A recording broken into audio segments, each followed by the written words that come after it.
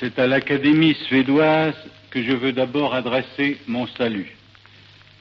L'honneur insigne que vous venez de me faire, messieurs, avec un éclat si retentissant, est de ceux qu'on ne reçoit pas sans broncher. Je dirais même qu'on n'accepte pas sans quelque crainte, pour peu qu'on ait un sentiment naturel de sa responsabilité. Si je n'ai pas conscience d'avoir jusqu'ici mérité cette exceptionnelle marque d'estime, du moins me reste-t-il l'espoir d'ajouter à mon œuvre quelques ouvrages qui justifient mieux la confiance que vous m'avez témoignée et pour laquelle je vous prie d'agréer publiquement l'hommage de mon respect, de ma fierté et de mon extrême gratitude. Monsieur le ministre, Mesdames, Messieurs, cette haute faveur qui m'échoit s'accompagne à juste titre de quelques obligations. Je ne fais pas seulement allusion aux intimidantes solennités de ces derniers jours, mais aux motifs qui m'amènent aujourd'hui devant vous. Les statuts de la Fondation Nobel condamnent aimablement le lauréat à faire une conférence sur son œuvre. Et si gênant que cela puisse être de parler de soi, il faut bien que je m'exécute. Je vous demande d'avance une grande indulgence. D'abord, parce que mon habitude de prendre la parole en public date exactement de 3 jours. Ensuite, parce que j'ai peur d'être un peu long. C'est que, voyez-vous, il est très difficile à un auteur de parler brièvement d'un livre de lui, surtout quand c'est un très gros livre. Quand vous serez là, de m'entendre, je compte sur vous pour me faire savoir par des mouvements d'impatience et des bruits divers, comme c'est d'usage dans les parlements politiques, que j'ai vraiment outrepassé les limites de votre attention et même de la traditionnelle courtoisie suédoise. Je me propose de vous raconter la vie de Jean Barrois. Jean Barrois, c'est le titre d'un livre que j'ai commencé en 1910 et qui a été publié à la fin de 1913, 8 mois avant la guerre. Si je tiens à indiquer que cet ouvrage date de 25 ans, c'est afin que vous ne soyez pas trop sévère pour un certain mode de pensée, pour un certain ton, qui porte évidemment le reflet d'une époque dépassée. Je voudrais parcourir sommairement avec vous, en illustrant notre parcours par quelques lectures du texte, cette histoire, cette douloureuse histoire. Car l'histoire d'une vie est bien rarement l'histoire d'une réussite. Et pour ceux dont les aspirations de jeunesse avaient quelque noblesse, quelque grandeur, toute existence humaine, à ce qu'il me paraît, se solde plus ou moins par une espèce de faillite. Jean Barrois est un enfant de la province française. Il est né dans une famille bourgeoise. Il est élevé dans la religion catholique. C'est alors un gamin réfléchi, travailleur et pieux. Mais, vers la 15e année, voici qu'il commence à penser. Et penser, c'est toute une aventure. C'est s'embarquer sur un navire sans destination connue pour un long, pénible et mystérieux voyage, sans même savoir si l'on atteindra jamais la terre ferme, si l'on débarquera jamais quelque part. Jean Barrois pense, c'est-à-dire qu'il doute. Avant tout, il a besoin de comprendre. Pour comprendre, il faut d'abord ne plus croire. Penser, c'est d'abord dire non. C'est nier ce qu'on croyait. Dans ce sens-là, Jean Barrois est quelqu'un qui nie, quelqu'un qui ne s'adapte pas. Je crois que c'est là un des secrets des êtres forts, ne pas s'adapter. Vous me direz qu'on s'adapte fatalement, dans une certaine mesure, à la société dans laquelle on vit et de laquelle on vit. Je l'accorde. Mais, ceci dit, je crois que nous faisons preuve de faiblesse quand nous abdiquons ce que nous sommes sous prétexte qu'il faut se conformer à son temps. Le bon nageur est celui qui nage contre le courant. La marque d'une véritable vigueur, c'est de s'implanter dans son époque, tel qu'on est, avec ses forces individuelles et ses préférences. L'homme qui tient bon, l'homme qui défend et impose certaines façons de penser, de sentir, de vivre, parce qu'elles sont les siennes, parce qu'elles sont bien à lui, il en fait, par son obstination même, des éléments du présent, et il les introduit dans l'avenir. Donc, vers ses 15 ans, Jean Barrois se met à discuter les dogmes de cette religion à laquelle il reste encore si fortement attaché par sa sensibilité. Et cette crise religieuse dure pendant toute sa jeunesse, et même au-delà, jusqu'au seuil de sa vie d'homme. Les arguments dogmatiques sont subtils, et leurs mailles sont difficiles à rompre pour les êtres probes et scrupuleux. On ne s'évade guère de l'Église par le raisonnement seul. La raison ne suffit ni pour y entrer, ni pour en sortir. D'ailleurs, d'autres chaînes sentimentales retiennent encore Barrois au bord de la religion. Il avait épousé, après de longues et tendres fiançailles, une jeune cousine près de laquelle il avait grandi. Sa femme est une âme simple et fervente, qui ne soupçonne même pas ce que peuvent être les problèmes où son mari se débat. Et pendant quelques années, ce mariage d'amour inclinera Jean Barrois au respect des formules religieuses et le condamnera à une certaine passivité, à une certaine acceptation. Mais chez cet être robuste, actif, logique, la pensée travaille et finit par être victorieuse. Après bien des sursauts et des secousses que je ne puis analyser ici, Barrois rejette définitivement la tutelle des croyances de sa jeunesse. Alors, comme la plupart de ceux qui ont longtemps souffert de la contrainte des dogmes, il pousse l'affranchissement jusqu'à l'extrême. Il devient un libre penseur farouche, un sectaire, et il rompt avec sa femme, qui n'a pas la largeur d'esprit, ni le courage de supporter la vie commune avec un athée. Enfin libre et seul, Jean Barrois débarque à Paris. Il y arrive en un moment pathétique de la vie sociale française, au début de l'affaire Dreyfus. Vous savez tous ce qu'a été ce procès, une lutte qui dépassait de beaucoup le cadre d'une nation, une lutte pour laquelle toute l'Europe s'est passionnée parce qu'elle mettait aux prises, d'une part, l'ordre établi, l'armée, le gouvernement, la majorité d'une opinion publique faussement renseignée, d'autre part, une idée abstraite, morale, le respect de la justice, quelle qu'elle soit. Barrois n'hésite pas. Il se jette dans la mêlée avec l'intransigeance et l'esprit de révolte d'un homme récemment libéré du joug. Autour de son fanatisme contagieux se groupe une jeunesse ardente dont il devient le chef. Et il fonde une revue de combat qu'il intitule orgueilleusement Le Semeur.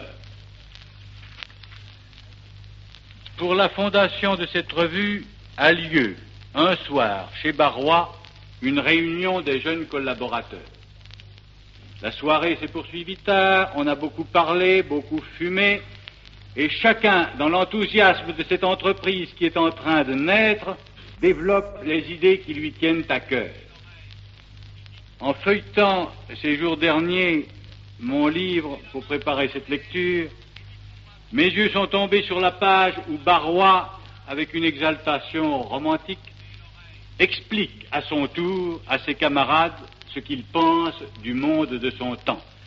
Et j'ai envie de vous lire cette page, non pas pour ce qu'elle vaut en elle-même, mais parce que je trouve piquant de savoir qu'il y a juste un quart de siècle qu'elle a été écrite. Barrois avait choisi dans l'œuvre d'un théologien de notre XIXe siècle, Lamennais, un passage dont le lyrisme prophétique était bien fait pour électriser toute cette jeunesse tumultueuse. Voici ce passage de Lamennais. Prêtez l'oreille et dites-moi d'où vient ce bruit confus. Posez la main sur la terre et dites-moi pourquoi elle a tressailli. Quelque chose que nous ne savons pas se remue dans le monde. Est-ce que chacun n'est pas dans l'attente? Est-ce qu'il y a un cœur qui ne batte pas? Fils de l'homme, monte sur les hauteurs et annonce ce que tu vois. Et Barrois, s'abandonnant à son improvisation, s'écrie. Ce que je voudrais dire, moi, dans mon article, eh bien, je reprendrai la citation de Lamennais. Quelque chose que nous ne savons pas se remue dans le monde. Quel est ce frisson? L'éternel mouvement de la pensée humaine, le progrès, la gestation d'une œuvre infinie à laquelle s'agglomère chacun de nos efforts.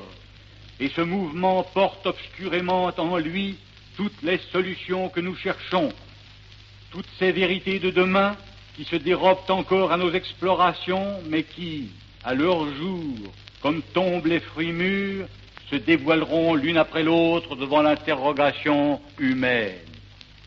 Il en est parmi nous qui sont doués d'une sorte de prescience, qui distinguent déjà ce que d'autres n'aperçoivent pas encore. C'est à ceux-là que Lamennais crie « Fils de l'homme, monte sur les hauteurs et annonce ce que tu vois. » Et je ferai un rapide tableau de notre vision de l'avenir. Annonce ce que tu vois. Je vois l'extension monstrueuse des puissances de l'argent, toutes les revendications les plus légitimes écrasées sous sa tyrannie. Je vois l'ébranlement des masses laborieuses, la poussée d'une majorité humaine brutale, inculte et enivrée d'illusions, affamée de sécurité et de bonheur matériel contre une minorité aveugle, encore puissante par la force des choses établies, mais dont la stabilité relative ne repose que sur le régime capitaliste. Donc, poussée générale contre l'État capitaliste, poussée formidable dont l'histoire n'enregistre pas de précédent et qui ne peut pas ne pas être victorieuse parce qu'elle est la force nouvelle, l'élan même de la sève humaine contre un monde usé qui n'est plus digne d'être sauvé. Annonce ce que tu vois. Je vois en chacun de nous le désordre, l'incertitude, une épouvante inavouée de l'inconnu plane sur la plupart des êtres cultivés. Un combat se livre en chacun d'eux. Toutes les forces vives des âmes se sont soulevées, consciemment ou non, contre la survivance des impératifs mythologiques. Combats multiples, plus ou moins obscurs, mais universels, et qui rendent intelligibles les excès du déséquilibre social. Voilà, mes amis, ce que je voudrais dire. Pour patronner auprès du public sa jeune revue, Jean Barrois s'adresse à l'un de ses aînés, un homme qui est aux yeux des jeunes de ce temps-là un vivant exemple de sagesse et de droiture. C'est Marc-Élie Luce. Excusez mon indulgence paternelle, mais je considère ce Luce comme un noble exemplaire de la race intellectuelle. C'est un penseur qui ne s'illusionne guère sur la valeur absolue des choses, ni sur l'importance des conclusions que la raison humaine croit pouvoir en tirer. C'est d'autre part un type d'homme assez complet, parce que c'est à la fois un optimiste et un pessimiste. Je m'explique. Il est trop clairvoyant, trop observateur pour n'être pas pessimiste. Mais il possède, au plus haut degré, cet optimisme instinctif sans lequel on ne peut ni subsister ni agir. Cet optimisme que j'appellerais vital et qui, chez les êtres forts et sains, fait heureusement contrepoids à ce pessimisme raisonné que nous imposent, hélas, le spectacle et l'expérience du monde. Permettez-moi, afin de vous faire un peu connaître ce Luce, d'extraire ces quelques répliques de la première rencontre de Barrois et de Luce ces deux hommes qui étaient destinés à devenir non seulement des amis, mais des frères de combat. Luce, vous avez pris, jeune homme, dès le premier numéro de votre revue, une attitude très franche, très courageuse, mais, comment dire, un peu Barrois, une attitude combative. Luce, elle me plairait sans réserve si elle n'était que combative, mais elle est agressive, n'est-ce pas vrai? Barrois, nous sommes tous ardents, convaincus, prêts à lutter pour nos idées. Il ne me déplaît pas de montrer quelque intransigeance. Je crois qu'une doctrine puissante et jeune est par nature intolérante. Une conviction qui commence par admettre la légitimité d'une conviction adverse se condamne à n'être pas agissante. Elle est sans efficacité. Luce, pourtant, c'est l'esprit de tolérance qu'il faut essayer d'établir entre les hommes. Nous avons tous le droit d'être ce que nous sommes, sans que notre voisin puisse nous l'interdire au nom de ses principes personnels. Vous savez si je suis hostile à l'esprit clérical. Eh bien, ce qui m'écarte des églises, bien plus que leurs erreurs, c'est leur intolérance. Non, je ne conseillerai jamais d'opposer le mal au mal. Il suffit de réclamer pour tous la liberté de la pensée et d'en donner l'exemple. Que l'erreur reste libre, mais que la vérité le soit aussi. Et ne nous préoccupons pas des suites. La vérité sera toujours victorieuse un jour. Je passerai brièvement sur ce qu'on peut nommer la phase ascendante et glorieuse de la vie de Barrois. Elle est tout d'abord entièrement occupée par sa campagne pour la réhabilitation de Dreyfus. Campagne qui a duré 4 ans, car il a fallu 4 années d'âpres batailles pour que la justice triomphe, pour que les passions soulevées s'apaisent et pour que la France reprenne enfin sa stabilité morale. Je vous lirai seulement comme une conclusion de cette période révolutionnaire les paroles que Barrois prononce à l'issue d'un banquet où sont réunis une dernière fois autour de lui tous ses compagnons de lutte. La crise est traversée, la force de la vérité est opiniâtre, elle finit toujours par plier les événements sous sa loi. Nous avons sacrifié 4 ans de notre vie, mais c'est pour une belle cause, et cela seul importe. Ce que nous avons fait, mes amis, nous devions le faire, et s'il fallait recommencer demain, nous n'hésiterions pas. Songeons sans mélancolie que dans 50 ans, et même plus tôt peut-être, l'affaire Dreyfus ne sera qu'un petit épisode des luttes de la raison humaine contre les passions qui l'aveuglent. Un moment, et pas davantage, de ce lent et merveilleux cheminement de l'homme vers plus de bien. Notre façon de concevoir la justice et la vérité est condamnée à être dépassée dans les âges à venir, nous le savons, et loin d'abattre notre courage, cette certitude, cet espoir sont les plus efficaces stimulants de notre élan actuel. Le devoir strict de chaque génération est d'aller dans le sens de la vérité aussi loin qu'elle peut, à la limite extrême de ce qu'il lui est permis d'entrevoir, et de s'y tenir désespérément comme si elle prétendait atteindre la vérité absolue. C'est la condition nécessaire de la progression de l'humanité. Après l'affaire Dreyfus, Jean Barrois demeure pendant des années le champion de la libre pensée française. Intègre, inattaquable, généreux, toujours prêt à aller de l'avant, ne ménageant que sa conscience, il consacre toute son activité à faire triompher ses idées. Pour vous donner un aperçu de sa pensée à cette époque-là, je vais vous lire un passage d'une conférence publique que Jean Barrois, en pleine notoriété, fait à Paris, devant 2000 auditeurs rassemblés pour l'entendre dans la grande salle des fêtes du Trocadéro. Le sujet qu'il avait choisi était assez significatif. L'avenir de l'incroyance.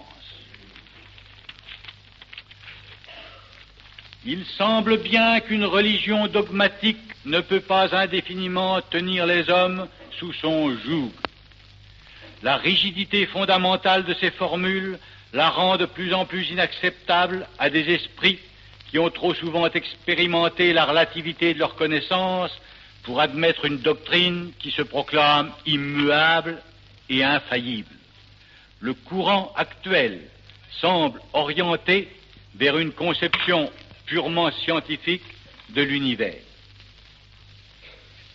Que sera-t-elle cette irréligion de l'avenir? Qui de nous peut l'entrevoir? Qui de nous oserait la définir? Je crois que le ralliement... C'est Barrois qui parle, ce n'est pas moi.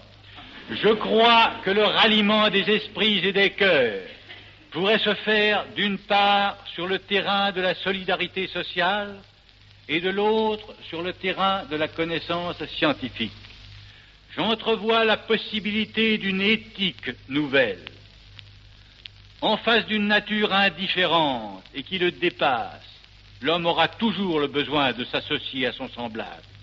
Et de ce besoin-là naissent fatalement des obligations morales.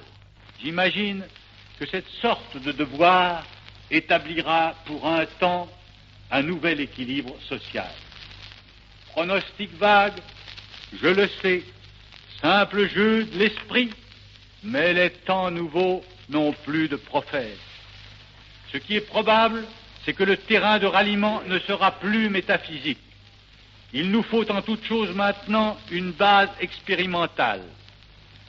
Aux religions qui affirmaient connaître le sens de l'univers succédera sans doute une philosophie positive et neutre, sans cesse alimentée par les découvertes scientifiques, essentiellement mobile, transitoire, modelée sur les progrès de l'expérience humaine et qui ne cessera d'élargir ses horizons. Remarquez déjà combien nous semble mesquin et incomplet le matérialisme sentimental d'il y a 50 ans. La pensée pousse en plein inconnu son investigation. Je crois que nous possédons déjà quelques bonnes méthodes de recherche, mais nous sommes loin de pouvoir deviner vers quels nouveaux aspects de la réalité l'élan de l'humanité nous mène. Pour ingrat que puisse nous paraître le rôle des hommes d'aujourd'hui, il est cependant capital. Nous sommes une de ces quelques générations auxquelles incombe le soin d'opérer l'évolution scientifique. Nous sommes une des minutes de la douloureuse agonie d'un passé. Ce discours du Trocadéro, situé au milieu du livre, est comme le sommet d'une courbe. Maintenant, c'est l'autre versant qui apparaît. Maintenant commence la phase descendante.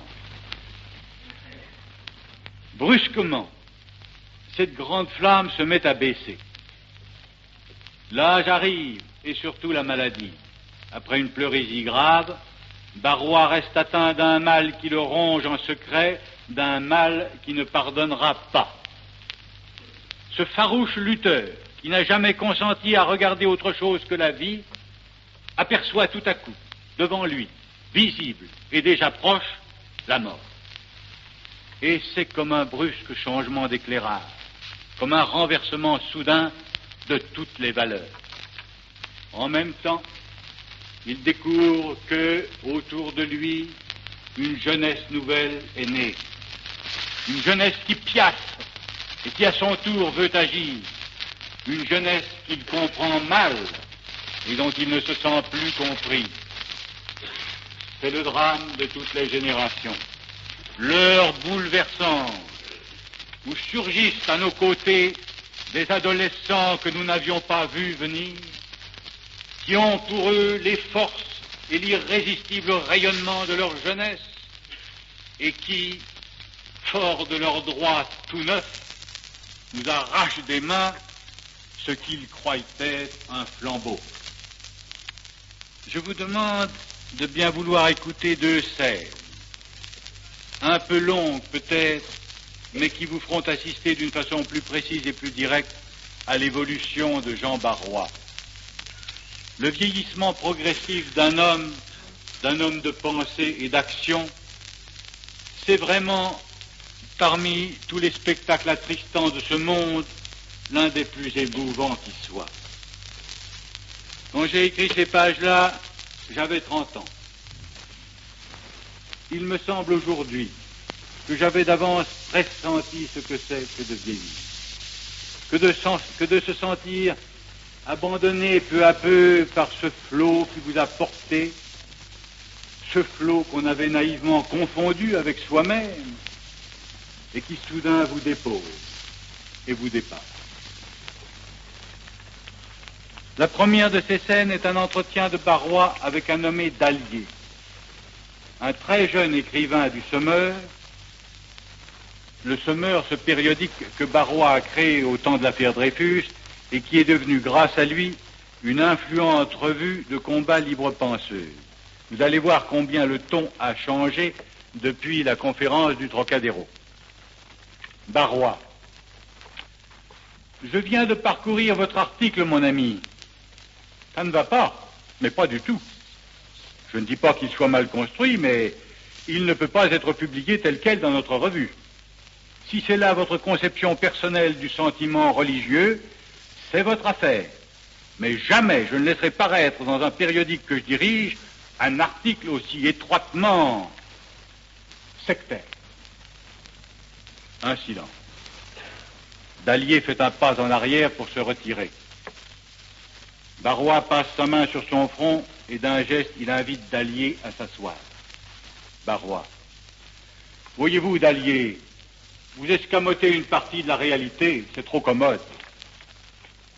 Dallier. Mais monsieur, vous-même, vous avez 20 fois soutenu devant moi non seulement la faillite des dogmes, mais la faillite du sentiment religieux. Barrois. Eh bien, c'est possible. Mais aujourd'hui, je vous dis que si l'on déracine le dogme, le sentiment religieux persistera. Il prendra une forme différente. Regardez autour de vous. Tout l'effort de la raison n'a pu l'ébranler.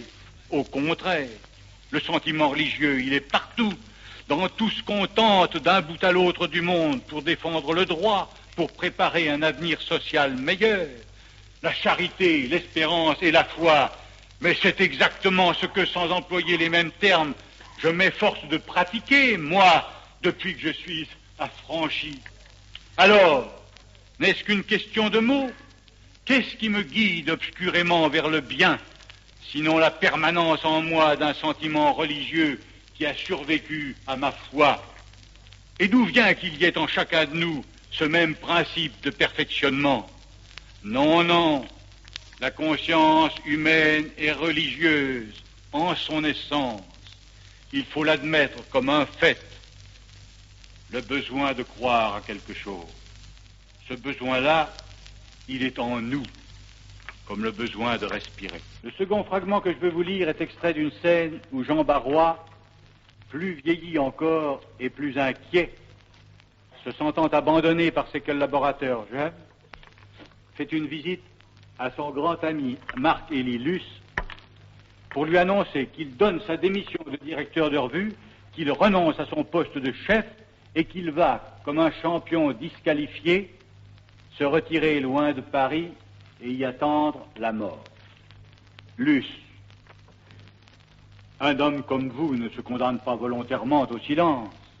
Barrois, oh si, il y a une heure dans la vie où il faut savoir s'arrêter et se taire. Luce, supposez un instant que les rôles soient renversés. Supposez que je sois venu vous dire « je quitte tout, je renonce à vivre ». Barrois, ah, vous n'en auriez pas le droit, mais ça n'est pas la même chose. Vous avez une sagesse qui accepte tout ce qui arrive. C'est la différence qu'il y a entre le bonheur et le malheur. Luce, il est si facile de ne chercher son bonheur que dans les satisfactions de la raison. Barrois, elles ne me suffisent plus. J'en ai assez de me débattre dans une vie dont le sens m'échappe. Ah, mon pauvre Luce, comment ne pas désespérer de tout, voyons? À quoi ont abouti nos efforts? partout le mensonge, l'intérêt, l'injustice sociale, comme avant. Où est-il le progrès? Nous aurons beau travailler à améliorer le sort des autres, à les affranchir, toute la nature travaille contre nous. Toutes les injustices, toutes les erreurs renaissent avec chaque génération, et c'est toujours la même lutte, et toujours la même victoire du fort sur le faible, du jeune sur le vieux, éternellement. Luce, non, je ne peux pas vous suivre.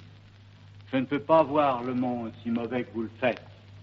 Au contraire, je vois qu'en somme, c'est tout de même l'ordre et le progrès qui finissent par gagner peu à peu.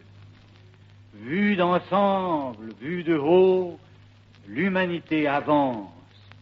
Aucun esprit de bonne foi ne peut nier ça. Ah, je reconnais que nous vivons à une époque bouleversée. Mais comment ne sentez-vous pas que c'est l'avenir qui germe sous cette souffrance? Barrois, oui, autrefois ce genre de raisonnement avait un sens pour moi. Maintenant, non. Rien de tout ça ne m'atteint à l'endroit où je souffre. Ah, c'est affreux de vieillir. Je suis fini. Et quand je me retourne vers mon passé, qu'est-ce que j'y trouve? Qu'est-ce que j'ai fait? Évidemment, j'ai écrit, j'ai aligné des mots, je laisse des livres, des articles qui ont eu leur actualité. Mais croyez-vous que je sois leur dupe et que je m'illusionne sur la pauvreté de tout ça? Luce, vous méconnaissez votre vie, Barrois. Ça n'est pas digne. Vous avez cherché, vous avez trouvé des parcelles de vérité. Vous avez contribué à extirper quelques erreurs et à préserver quelques certitudes qui vacillaient. Vous avez défendu la justice avec une ferveur communicative qui a fait de vous, pendant 15 ans, l'âme vivante d'un parti. Je trouve votre vie très belle.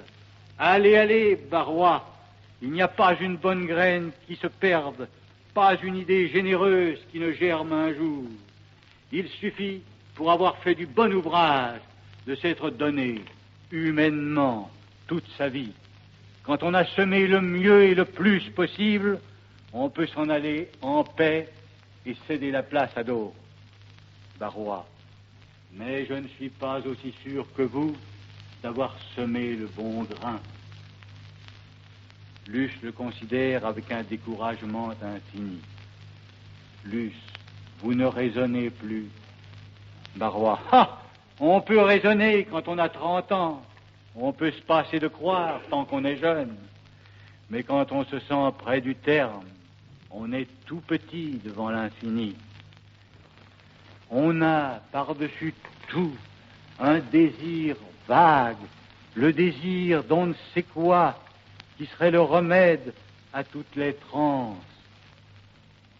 Un peu de paix, un peu de confiance, quelque chose sur quoi s'appuyer pour n'être pas trop malheureux pendant le temps qui reste encore. Long silence. Luce, mon pauvre ami, que voulez-vous que je vous dise? Je ne peux plus rien pour vous maintenant. Nous voici presque à la fin du livre. C'est le crépuscule. Barrois est revenu dans la petite ville de province d'où, jadis, ivre de vitalité, il était parti à la conquête du monde contemporain. Sa femme, toujours pieuse et occupée d'œuvres charitables, le recueille et le soigne. C'est maintenant un vieillard frileux qui passe ses journées au soleil sur un banc dans le petit jardin de son enfance. À quoi pense-t-il? À la mort. Mais cet affreux tête-à-tête, il ne le supporte pas avec le stoïcisme d'un héros. Il ne peut pas regarder en face ce ciel vide. Le néant lui fait horreur. Alors, devant lui se lèvent un à un les fantômes consolants auxquels sa piété d'enfant s'était attachée avec tant de ferveur. Un prêtre se trouve là, comme toujours. Et peu à peu, ce prêtre ramène Jean Barrois à Dieu. La religion d'autrefois lui offre enfin cet appui qu'il ne trouvait plus dans sa raison. La foi n'est pas tant un acte d'intelligence qu'un acte de sensibilité. La réponse à un irrésistible besoin de soumission et de confiance. Elle apporte à Barrois cette espérance en l'au-delà dont il avait si grande soif. Elle change à ses yeux l'aspect même de la mort, elle transforme en une sublime attraction ce qui n'était qu'un mystère effroyable. Il y a un beau proverbe asiatique qui dit « La route qui mène à ton cœur fait le tour de la terre, mais tu ne retrouveras au bout que toi-même et tes désirs inapaisés. » Et maintenant, c'est le dernier chapitre. Jean Barrois vient de mourir entre sa femme et le prêtre, l'œil fixé sur le crucifix. La femme ouvre le tiroir où Barrois rangeait ses papiers et la première enveloppe qui tombe sous sa main est celle qui contient le testament du mort. Ce testament, Jean Barrois l'a écrit il y a des années, en pleine vie active, à Paris, et comme s'il avait eu le pressentiment de sa capitulation sénile. Elle décachette l'enveloppe et le lit. Ceci est mon testament. Ce que j'écris aujourd'hui à 30 ans, en pleine force et en plein équilibre intellectuel, doit de toute évidence prévaloir contre ce que je pourrais penser ou écrire à la fin de mon existence, lorsque je serai physiquement et moralement diminué par l'âge ou par la maladie. Je ne connais rien de plus poignant que l'attitude d'un vieillard dont la vie tout entière a été employée au service d'une idée et qui, dans l'affaiblissement final, blasphème ce qui a été sa raison de vivre et renie lamentablement son passé. En songeant que l'effort de ma vie pourrait aboutir à une semblable trahison, en songeant au parti que ceux dont j'ai si ardemment combattu les mensonges et les empiétements ne manqueraient pas de tirer d'une si lugubre victoire, tout mon être se révolte et je proteste d'avance avec l'énergie farouche de l'homme que je suis, de l'homme vivant que j'aurais été, contre les dénégations sans fondement, peut-être même contre la prière agonisante du déchet humain que je puis devenir. Je ne crois pas à l'âme humaine, substantielle et immortelle. Je sais que ma personnalité n'est qu'une agglomération de particules matérielles dont la désagrégation entraînera la mort totale. Je crois au déterminisme universel. Le bien et le mal sont des distinctions arbitraires. Elle n'achève pas cette lecture impie. Elle remet les pages dans l'enveloppe et, sans hésiter, jette le tout dans le feu. Une flamme claire illumine la chambre. Je ne voudrais cependant pas rester sur ce geste sacrilège. Quelques jours avant la mort de Barrois, Martelly Luce a fait le voyage pour revoir une dernière fois son ami. Devant ce moribond que seule la foi soutient encore, Luce n'a su que s'incliner et se taire. Mais, en sortant de la chambre du malade, il s'est heurté au prêtre qui a aidé Barrois à se convertir. Et entre ces deux hommes, qui représentent deux attitudes humaines si opposées, il y a une brève prise de contact. Luce, il est méconnaissable. Il ne reste plus rien de son intelligence. L'abbé, vous faites erreur, monsieur. Croyez bien qu'il a longuement discuté avant de trouver sa voie. Luce, discuter. Mais il ne le pouvait déjà plus lorsqu'il a quitté Paris. Non, non, ce pauvre Barrois est comme tant d'autres une victime de notre époque. Sa vie a été celle de beaucoup de mes contemporains et elle est tragique. Son éducation catholique s'est brisée un jour contre la science. Toute la jeunesse cultivée passe par là. Malheureusement, notre conscience morale dont nous sommes si vaniteux Nous la tenons par hérédité de plusieurs centaines de générations mystiques. Comment rejeter un pareil patrimoine? C'est lourd. Tous n'arrivent pas à fortifier suffisamment leur raison pour qu'elle reste jusqu'au bout victorieuse. Quand viennent les déceptions, les maladies et la menace finale, c'est la déroute. Vous les voyez recourir bien vite aux contes de fées qui consolent. Vous lui avez offert la survie et il s'y est accroché désespérément, comme tous ceux qui ne peuvent plus croire en eux. C'est votre mission, je sais bien, et je dois reconnaître que l'Église a acquis en ces matières une incomparable expérience. Votre paradis est une invention merveilleuse, c'est une promesse placée si loin, si haut, que la raison ne peut pas interdire au cœur d'y croire. Ah, c'est la trouvaille de votre religion, monsieur l'abbé, d'avoir su convaincre l'homme qu'il ne doit même plus chercher à comprendre. L'abbé, étiez-vous capable de le consoler? Moi, je lui ai apporté le calme, je lui ai montré des horizons clairs. Vous n'avez su lui proposer que des visions sans espérance. Luce, pourquoi sans espérance? Mon espérance, c'est de croire que mes efforts vers le bien sont indestructibles, et elle est si forte, ne vous en déplaise, que les triomphes partiels du mal ne la découragent pas. Mon espérance à moi n'exige pas comme la vôtre l'abdication de ma raison. Au contraire, ma raison la consolide.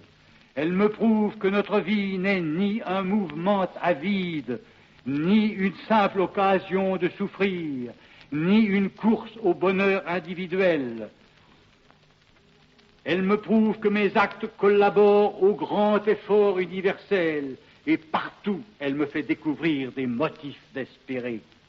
Partout je vois la vie naître de la mort, l'énergie naître de la douleur, la science naître de l'erreur, l'harmonie naître du désordre. Oui, je lui ai offert une foi, moi aussi, et qui valait bien la vôtre, monsieur l'abbé.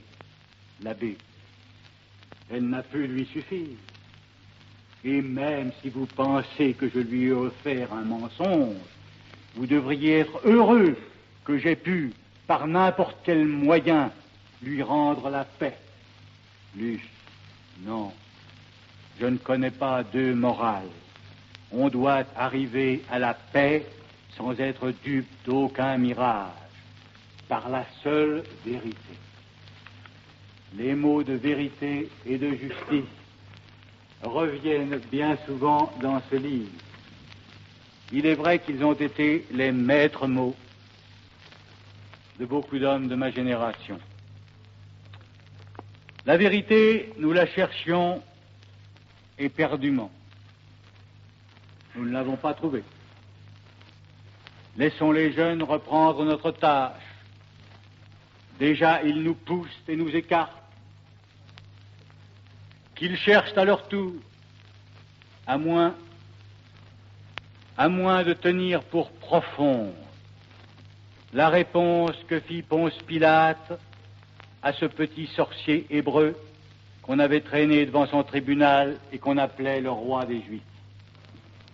Lorsque Jésus lui dit « Je suis venu pour rendre témoignage à la vérité », le vieux latin sceptique le regarda du haut de plusieurs siècles de culture, c'est-à-dire de doute rationnel, et murmura en hochant la tête, « Qu'est-ce que la vérité ?» Mesdames, messieurs, maintenant que j'ai terminé cette analyse, je me demande si par ce trop schématique résumé, je n'ai pas sensiblement appauvri cette œuvre de ma jeunesse. Je vais jusqu'à me demander si je n'ai pas commis ce qui serait vraiment une suprême maladresse de me trahir moi-même. J'ai peur que vous ne sortiez de cette salle avec l'impression que mon livre est un plaidoyer et que l'auteur de Jean Barrois est un auteur à thèse. Eh bien, en toute bonne foi, je vous assure que ce serait une erreur. Comment pourrais-je être un auteur athée? Depuis que j'ai l'âge de regarder et de réfléchir, je n'ai à peu de choses près rencontré que des points de vue relatifs.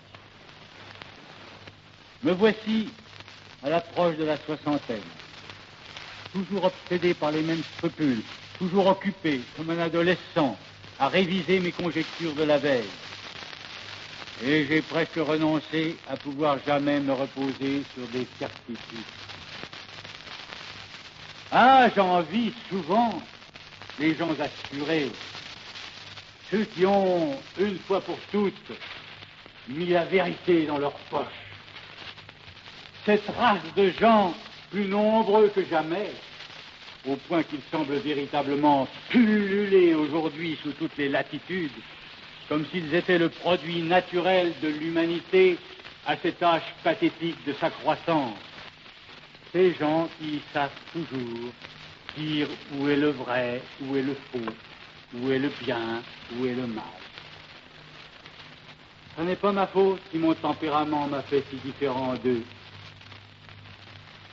Et à ceux qui trouveraient que mon attitude de pensée est une attitude paresseuse et commode, je me permettrai malgré tout de répondre que l'hésitation, le doute, ne sont pas des positions aussi confortables qu'on le pense, et qu'il faut parfois, oserais-je le dire, un certain courage pour maintenir, à travers ce siècle de fanatisme, l'indépendance de l'esprit qui interroge.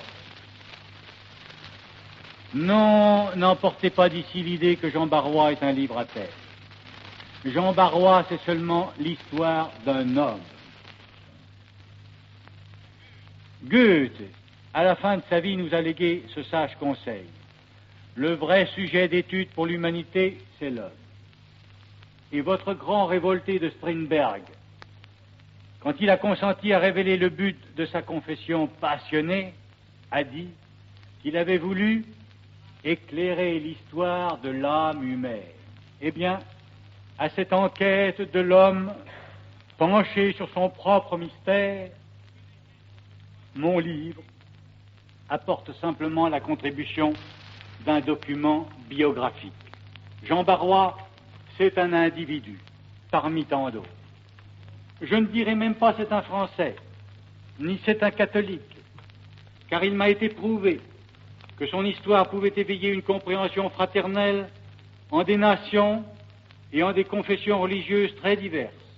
Tout au plus concéderais-je que c'est un Européen, et un Européen de la fin du XIXe siècle. Disons donc, Jean Barrois est le drame d'une conscience européenne. Rien de plus. Aucune intention dialectique. Mon dessein n'a pas été de prouver quoi que ce soit, mais simplement de soumettre à la réflexion du lecteur certains problèmes vitaux. La volonté de prouver détruit presque à tout coup l'œuvre d'art. C'est au philosophe qu'il appartient de tirer des conclusions. Le romancier me paraît avoir un rôle infiniment plus modeste. Il doit se borner à créer des êtres vivants, à proposer des exemples, et il doit se désintéresser en quelque sorte des idées générales que son œuvre met en branle presque à son insu. Vous connaissez sur ce point particulier le mot de Montaigne. Montaigne a toujours été mon ami. Il est un des seuls, sinon le seul penseur